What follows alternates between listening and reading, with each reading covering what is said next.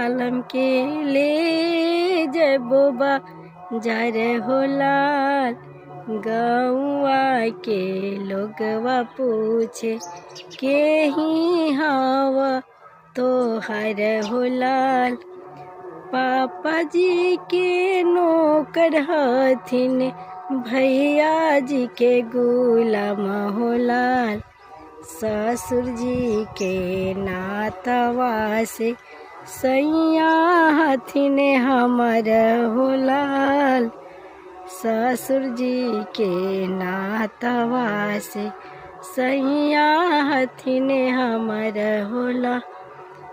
पापा जी के चोरिए हम किनबो धेनु गैया हो लाल।